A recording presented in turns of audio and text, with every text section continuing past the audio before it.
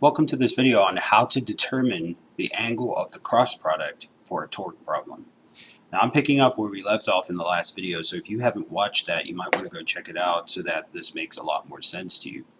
So I'm going to scroll up here and take a look at what we had before, and we had this traditional problem of a ladder, but the main goal was to see how we can set up net force statements and net torque statement using the strategy of picking an axis of rotation by determining what I'm solving for and picking the axis of rotation then to eliminate the most possible terms. And then we set up how each force acting at a particular position was affecting the clockwise or possible counterclockwise rotation or torque of the ladder. And then at that point, we stopped and said we need to also figure out how to determine the angle between the force and the position vector, also known as the moment arm, and we need to determine what that angle is. And so that's what we're going to do in this video. That's our whole goal, is to determine the angle between the force and the position vector. Okay, so I eliminated the forces that we don't need anymore. So over here, this was our axis of rotation. And the axis of rotation, remember, we picked that eliminated the two forces that were here. Now what I have left is this mg force vector. I have this force, normal force from the wall, which I'm just going to call N now because we don't have to distinguish it, and this friction from the wall, just called F. Okay. Now I didn't give you other variables in the last problem because that wasn't the focus. But here, let's say that the top of the ladder is hitting at position Y relative to the ground, so we're going to call this distance here Y, and this distance where the bottom of the ladder, the foot of the ladder, and the wall, we'll call this X. Remember that the length of the ladder was called L, and so we're going to use those terms to help us solve this problem.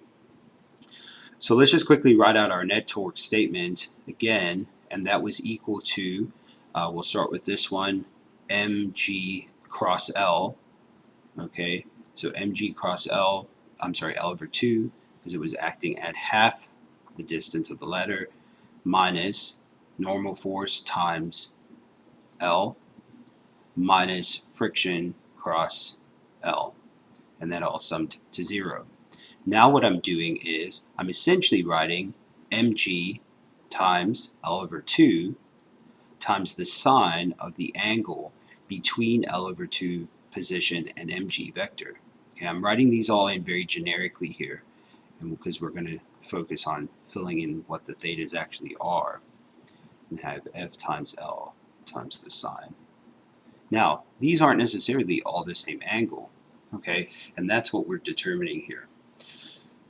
So let's say that this angle is a good angle to use here. I could say that the tangent of this angle is y over x, and that's all things I know. Or I could say it's the sine of y over L, or the cosine of x over L. So that's a good angle as sort of a reference. I'm going to call that angle theta 1. Okay. If I extend this vector down and I look at this triangle over here as a similar triangle to this one over here, I can say that if I call this angle theta 2, that angle theta 2 is similar to this angle theta 2 because of these parallel lines that are being intersected with the ladder. Okay, so that's theta 2. So this one here I can put in as theta 2, and I can use that in a minute to write some expressions for it in terms of L, Y, and X.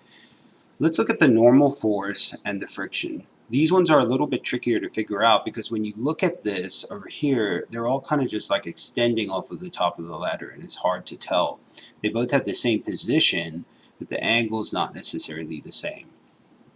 So one of my tricks, one of the things I like to do here, is I usually extend out the ladder or whatever object I'm looking at. So it would be a straight line extended out from here, okay? And then I can see here, okay, this angle over here is going to be the same as theta 2, but let's try to look at this from a different perspective. If this is the vector R, okay, that's along the ladder, which here is called L, And I want to try to figure out the perpendicular component of this force. So I'm going to use this to do that. Okay, I am going to have, this is perpendicular to the ladder itself, remember, which is the component that does the torquing or the turning, right?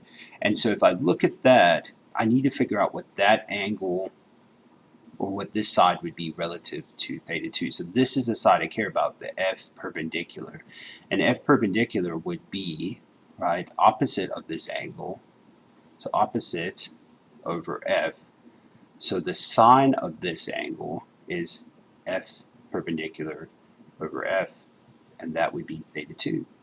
So again, theta 2 is the angle for the friction.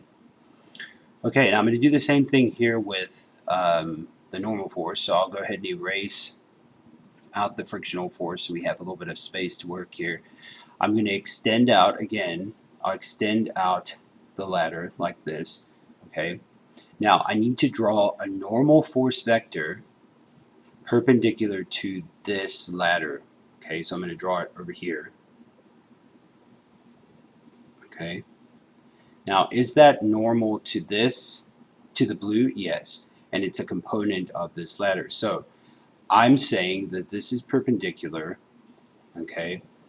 I also want to say that some common angle is here. So if we see this is theta 2 and this is something else, right? 90 minus theta 2, which I might be able to figure out in terms of other things. I'm going to draw my friction vector back in here. Okay. Remembering that this is theta 2 over here.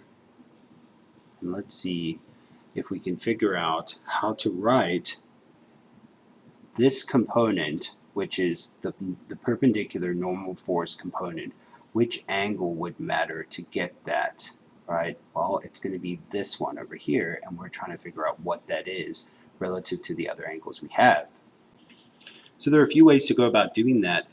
I'm going to do a little mini sketch here. Okay, here's the ground, here's the ladder, and here's this normal force vector.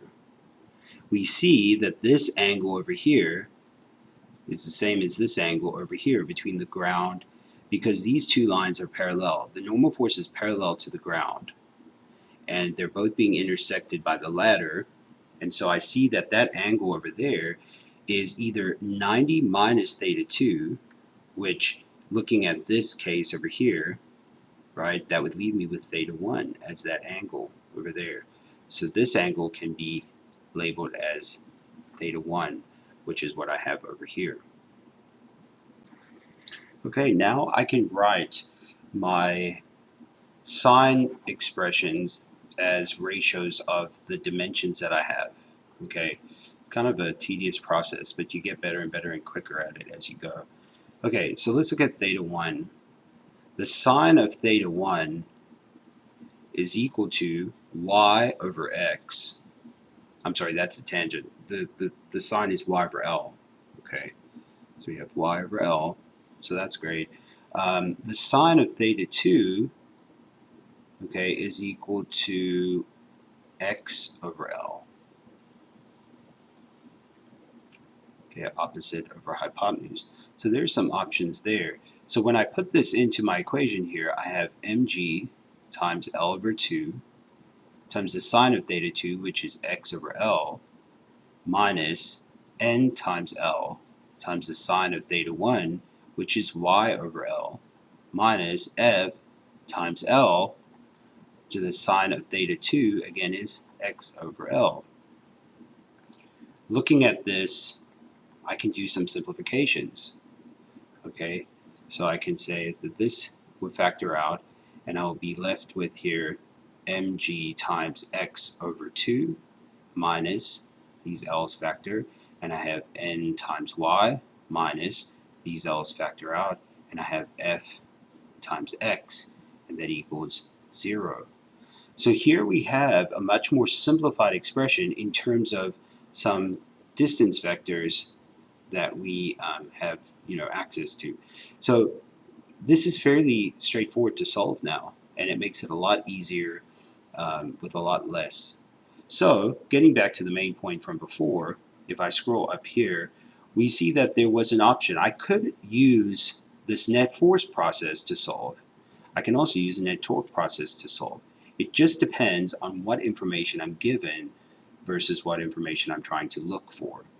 So remember, the strategies of determining the angle are a little bit of a game, but what you want to do always is my rule of thumb is extend your vector, the r vector out, okay, and then look at the intersection of the force and the r vector and try to draw a perpendicular component against the r vector that is a component of the force vector, and then that angle between the two will determine what that is. So I hope that helps, and we'll look at some other example problems in future videos.